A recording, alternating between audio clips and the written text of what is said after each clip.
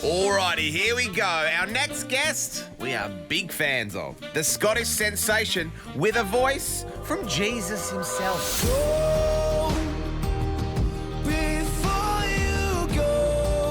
And as well as being probably the most incredibly attractive man on the planet. So didn't the tour sell out before your debut album came out? Yeah.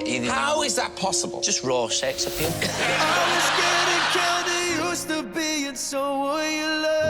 We are delighted to have him on the show with over 24 billion streams globally. Oh, that's a lot. Well done. Here is Lewis Capaldi. Capaldi. Oh my God, that is a lot. 24. Is it 24 billion? I think, yeah, with a B. Shit, you're right, mate. Sounds like a lot. That sounds like a lot. At a certain point, it would just to me. turn into a number you can't even comprehend. Lewis, I'm so excited to speak to you. I've heard only wonderful things about you, both from your gorgeous voice, but also everyone who's interviewed you has said you're lovely and hilarious. So live up to it, please. Well, they're all filthy. They're all filthy liars. A lot of them. They are. So the new single, Forget Me, is out. It's absolutely fantastic. How does it feel to have your baby released into the world? It feels good. It's covered in placenta. It's skating across the world. I'm just going to wipe the juice off it, wipe the lady juice off of it. Still wiping. And then I feel like I am. What's that monkey called in Lion King? Rafiki. I am Rafiki the monkey. I'm holding up Simba, and this analogy, Simba is forget me. Yes. And I'm like, look at it, and I'm making everybody listen to it. It feels good. It's good to be back. It's good to be chatting with people again. I haven't spoken to anyone in 3 years. Oh, right. That must be nice. This is my first conversation with another human being. I'm very jealous. Believe it or not. So you've spoken about, in your own words, being quote unquote too lazy to write the second album. Now, was it that you were too lazy, or was it that you can't force creativity? The positive spin. It was laziness. It was laziness. I mean, but with 24 billion streams, I feel like surely you can just go, I'll just do things that make me really happy now. Yeah, well, you would think that, but in the way that the music industry is set up these days, that doesn't make as much money as I maybe would have in the past. Let's put it that way.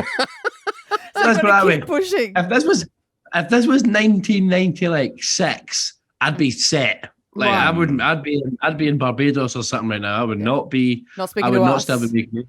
Yeah, no, I would be speaking to you guys. Of course, I would. Thank you. Yes. But yeah, I would. For sure. It's I don't know. I think this album, I was making it a lot, but I was just taking it at a leisurely pace. I didn't want to release it. I'm not supposed to talk about the album, but I've done it now, so it's in there. It's out. We've made an album. We've made an album. This is the first single of that album, of course. Yeah, I was kind of just doing it at my own pace. I didn't want to release anything like singles or anything when COVID still was restricting everything and making everybody not be able to tour or all the rest of it. So I that was the first thing, and then obviously COVID took ages to kind of come and go, as pandemics do, and then it was like, yeah, just move it, just trying to plod along, and I wanted it to be good, which is unfortunate that I wanted it. It has to be good the second time, because the first time. First time people don't really care. For the most part, it's quite I had most people know 2 songs on my first album. It's a shame that they're the last 2 that we released. Yeah. So I now have to try and make it good across the board, which is a slog. It's a slog. Really wish. Yeah. You wish. No, sorry. No, you go. No. You're the one I'm trying to interview. You go, babe. No one cares what I have to say. You go. Oh, I just really wish the first album hadn't been as successful, because now this has been a lot of work. Too much pressure, babe. Yeah. Too much and pressure. I'm not built for this. I'm built for easy breezy. Let's just float through life like a little daffodil in the wind. That's Totally. me. Well, obviously you cared enough to ask for Elton John's help on this album. Is that correct? Now, who was Elton John in our analogy with Simba and Rafiki? Oh, yes. Who is he? He's like Is he the what's Simba's dad's name? Yeah, the king, right? Well, I don't know. I don't know. We the really king. should have watched The Lion King before this. Who's the king? Let's call him Jafar. I know that's like the evil wizard from Aladdin, but we'll call him Jafar. Right. Jafar. He's Okay. Elton was the dad in The Lion King. Right. And was it fantastic to work with him? What was it like? Well, it wasn't. We didn't work together. What I did was Call him and ask. I went to his house, and which is more like a castle. Yeah. As you can probably imagine. Oh, yeah. As Jafar would. We went for lunch, and I played him some of the songs because the album was done. We couldn't. The album was finished, so I played him some of the songs, and it was like I was just trying to get a gauge of what he thought was right, what was the best song, and it was actually initially another song was meant to be the first single, and it was actually Elton. So I played him 3 of like my favorite songs from the album, and it was him that said that "Forget Me" should be the first one. So he changed it. Right. Do you think you were ever gonna, if Elton told you to do something, were you ever gonna go, nah, I don't think so? I was like, listen, Elton, relax. Get a grip. Come on, mate. How about you just stick to your own music, I have right? 24 billion streams, Elton. Yeah.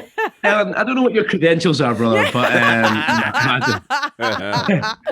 No, if Elton says something, you got to do it. And to be fair, he didn't say this has to be the first single. It was a suggestion that so "Forget Me" was originally the first single, then we changed it to something else, and then we changed it back to "Forget Me" after Elton was like, I think that should be the first one, and then I was like, do you know what? Elton John's right. You know what? I think you might be right. Now, Lewis, I have a very selfish request from you. Okay. Yes. Oh. So I love Scotland. I've been twice. It was the first place I went after the pandemic. It was the first place I visited. Oh, really? And yes, because my family's Scottish, as all Australians say. Like, Yes. I'm from but like my family's Scottish, and I really do love it there. And I have very good friends over there. And they actually got married, so their wedding was around our break, and it was perfect time. I got to go to overseas and see my friends get married. Hadn't seen them in 3 years. And when I was over there, they said, we're thinking of moving to Australia. And I was like, please do. Now they're kind of getting cold feet, and they are huge fans of yours. So I'm requesting that you just give them some encouragement, Kyle and Laura, to move to Australia for me from Scotland, if that's okay with you. I want an endorsement. Do you know where they're from in Scotland? They're from Ayr and Glasgow. Oh, well. I know. Where do they live? Oh, they live in Glasgow, but they're from Ayr. I've gone to Ayr for a day out. Yeah, they're from Ayr. Listen, the one from Ayr, it's a no-brainer move to Australia. No. Ayr's great. Ayr's a great place. Had some great times there. I would say just do it. Jump in with both Kyle. What did you say the names were? Kyle and Laura. I want the names in Kyle and Laura. Kyle and Laura, get your act together. Get to Australia. It's better than it is in Scotland. It's sunny, it's nice and warm. The people are great. Everyone's better looking in Australia for some reason. It's really weird. Everyone's just really hot, which is frustrating when you go down there and you're like, oh God. Everyone's like kind of chill and relax, and it's like, look at us, we're wearing our thongs. We've got our thongs on, and that means flip-flops. That doesn't even mean what you think. It means flip-flops. And they abbreviate everything. They say like Arvo, and they say like, what was the other thing that I got called once? What does you call it when someone's like, I can't remember, but it's like a mad thing. It's like it's crazy. They're great people. They love guitars and things. They like listening to guitar music. It's rock and roll down there. There's always loads of festivals. Everyone's got a moustache. Yeah, everyone's got a moustache, and not the way that the women on the bus to, I don't know, Canvas Lang has a moustache. It's not the same. It's like everyone's got cool moustaches. It's like a cool thing. And also, Keeps going, I'm meant to be going down there, Kyle and Laura. We are maybe going down for a trip. I'm going down there for a New Year. So come on down. Oh, That's me, yes. my friend. I agree. Thank Lewis. yes. That was Thank you, more Lewis. than I could have ever imagined, Thank you, and Lewis. hopefully Okay. it works because they've really annoyed me. They promised me something and they haven't delivered on it, They and I love did. them so much. They did, didn't they? Yeah. And one of them used to live in you know what? Australia, so she knows what it's like. I don't know why she wants to come home. I actually think you should, if they don't move, you should never speak to them again. That's what I would say. I think so as well. That's the deal. That's fair. Well, That's fair. thank you, Lewis. I appreciate you indulging me. Thank you, Lewis. Lewis Capaldi's sure. brand new single, Forget Me, is out now. Thanks for hanging out, Lewis. Thank you so much. I'll never forget this moment.